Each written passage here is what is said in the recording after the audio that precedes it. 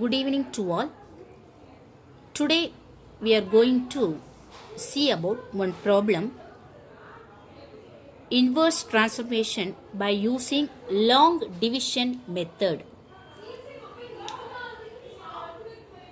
Long division method is nothing but power series expansion technique. Okay, so other name is power series expansion.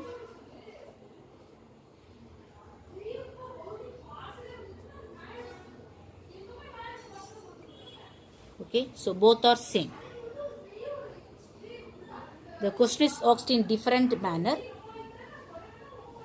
Inverse is a transformation by using long division method, or otherwise inverse is a transformation by using power series expansion technique.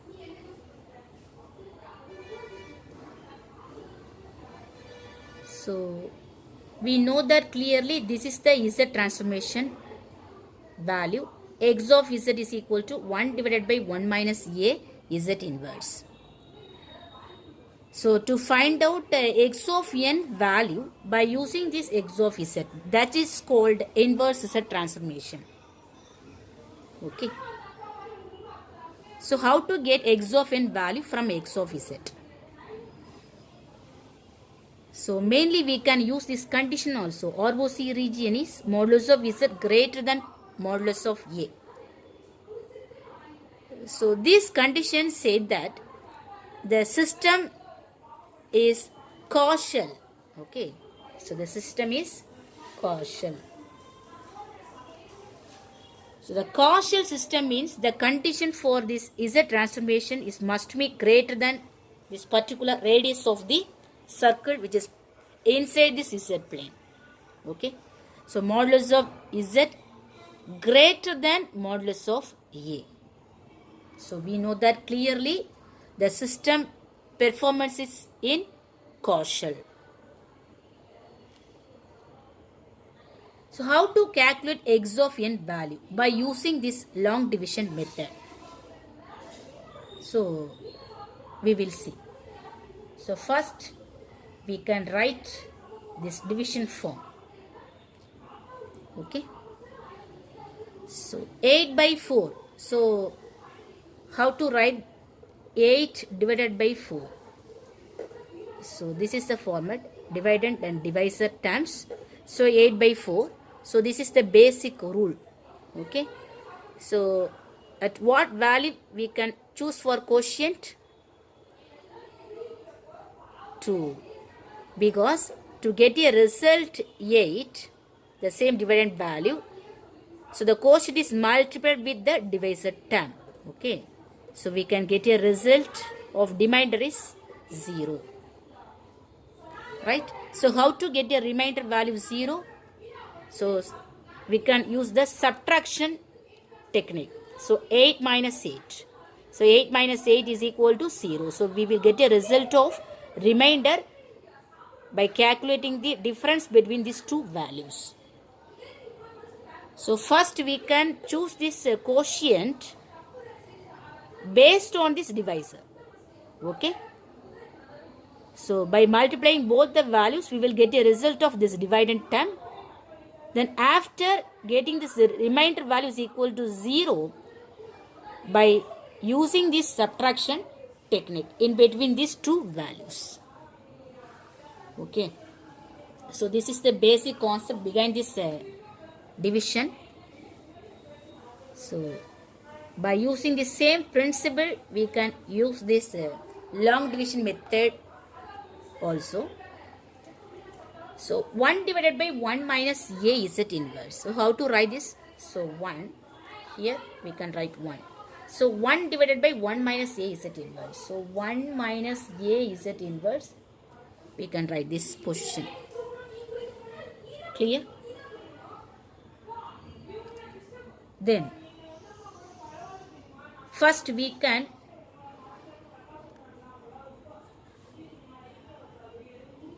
see the first term of this divisor.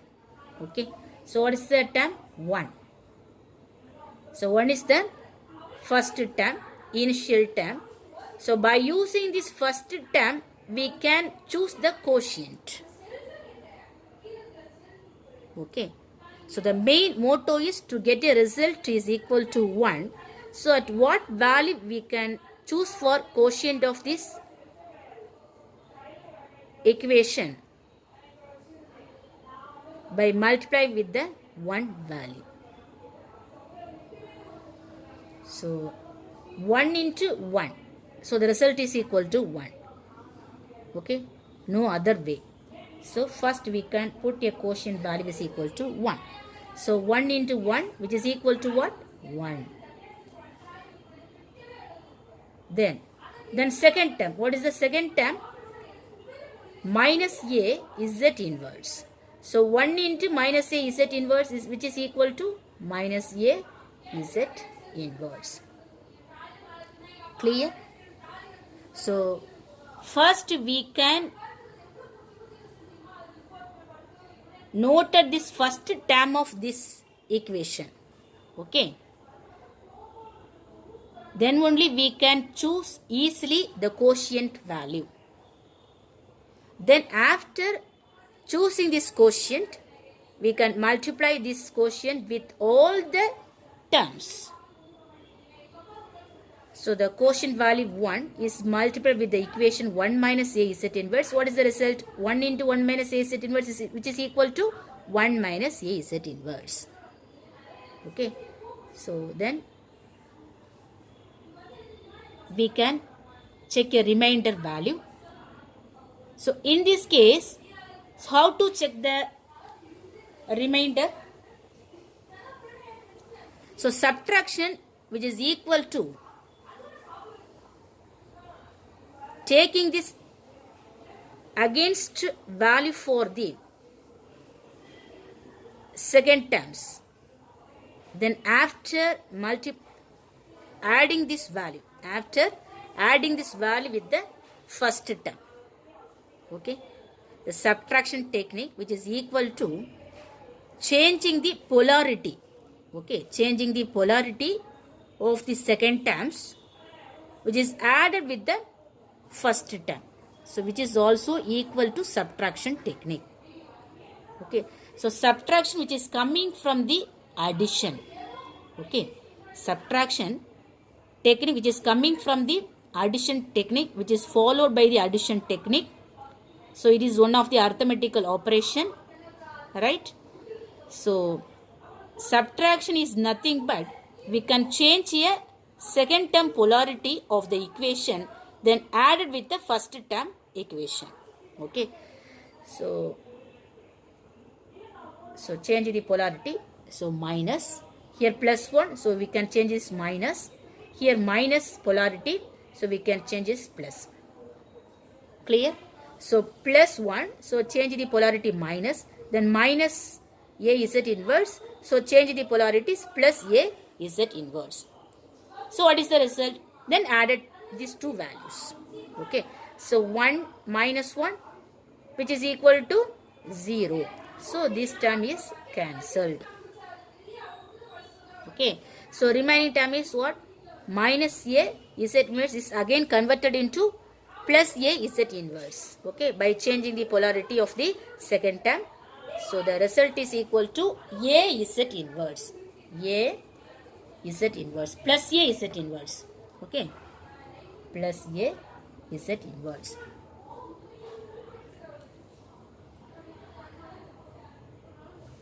Then so get a result of plus a z inverse. At what value we have to choose for the second quotient? So we know that clearly. So we can note at this first term of this divisor. So what is the value? 1. Okay. So 1 which is multiplied with any quotient, we will get a result of a z inverse. So at what value we have to suggest? A z inverse. Okay. So we know that clearly. Plus a z inverse. So the plus a z inverse is multiplied with the 1 value. The result is equal to plus a z inverse. Right? Then the same plus a z inverse is multiplied with the second term also. Okay. So minus a z inverse into a z inverse. So minus a into plus a. What is the answer? Minus a square. Okay. So then z power minus 1 into z power minus 1. The base value is even. So the power will be added together. So minus 1 minus 1. So z power minus 2. Just simply adding this power value of z. Then draw a line. Then next we can check a remainder. So we know the procedure. First you can convert this polarity of the second term. So minus. Then here plus. So the plus a is converted into minus. Here minus a square is converted into plus. Okay. Then a z inverse minus a z inverse. So what is the result? 0. So we can easily cancel this value. Then remaining term is plus a square z power minus 2. Okay. So to get a result of a square z power minus 2, at what value we have to use for quotient? It is multiplied with 1 minus a z inverse. So first we can note this first term of this divisor. So clearly we know that plus a z square z power minus 2 is the quotient. So a square z power minus 2 is multiplied with 1. The result is equal to a square z power minus 2. Okay. Then a square z power minus 2 is again multiplied with the second term of this equation. So minus a z inverse into a square z power minus 2. So minus into plus minus. Then a square into a cube. Then z power minus 2 into z power minus 1. Z power minus 3. Because the power will be added together. So minus 2 minus 1 minus 3. Then draw a line. Again changing the polarity of the second term. So here minus, here plus. So plus and minus which is cancelled. So the remaining terms is a cube z power minus 3. Then to get a result of a cube z power minus 3, at what value we have to use for quotient? The same value again. So plus a cube z power minus 3. So a cube z power minus 3 is multiplied with both the terms. So the result is equal to a cube z power minus 3. Then this term is multiplied with the second term. So minus a power 4 z power minus 4. Minus 3 is added with minus 1. So the power value is equal to minus 4. If the base value is even. Okay. Then we can mark a second terms. So plus a cube is changed to minus a cube z power minus 3. Then minus a power 4 z power minus 4 is changed to plus a power 4 into z power minus 4. So this term is cancelled. Because which is equal to 0. By adding these two value, a cube z power minus 3 minus a cube z power minus 3, which is equal to what? 0. Okay. So which is automatically cancelled. So the remaining terms is a power 4 z power minus 4. So it is going on. The process is going on. So similarly, the quotient value is also going on. It is a continuous process. So the quotient terms is having all the power of z is negative. Okay. So we can write here result of x of z. So x of z which is equal to 1 plus a z inverse plus a square z power minus 2 plus a cube z power minus 3, which is going on. Clear? So what is the result of x of z? So x of z is equal to 1 divided by 1 minus a z inverse. So we can easily write a result of x of z by using these quotient terms. So 8 by 4 is equal to 2. So 2 is the result. So how to choose the result? The quotient will be a result. So the same way we can use this x of z also. The quotient will be assumed to be a result of this x of z. So x of z is written in the form of quotient terms. So just you can copy this equation. So 1 plus a z inverse plus a square z power minus 2 plus a cube z power minus 3, which is going on. Then after writing this expanded equation by using long division method, we can easily take the inverse z transform, because the question is find out inverse z transformation. So taking inverse z transform, what is the answer? So we know that clearly the x of z is converted into x of n, right? So we will get a result of x of n by mentioning these quotients in this sequence representation. Okay. So what are the coefficients? So here plus 1, then plus a, then plus a square, then plus a cube. So these are the constant terms of the equation of x of z. Right? So first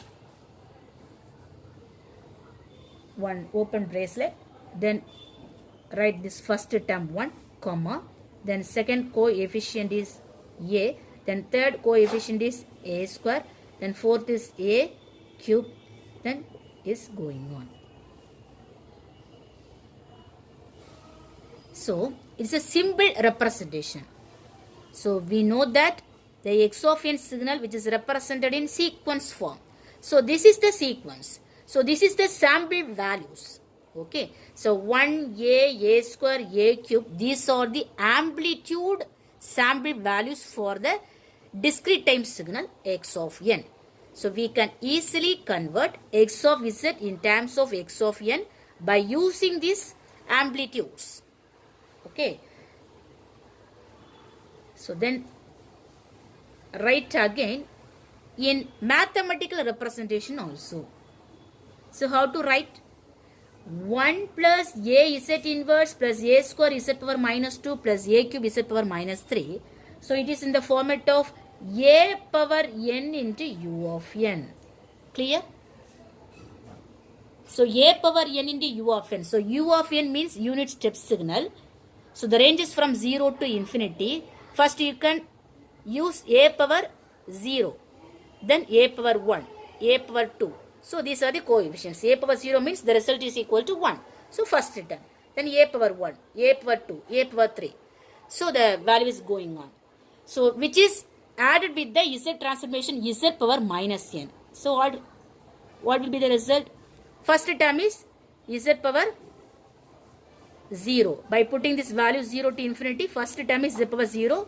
So the value is equal to 1. The second term is z power minus 1. Then third term is z power minus 2.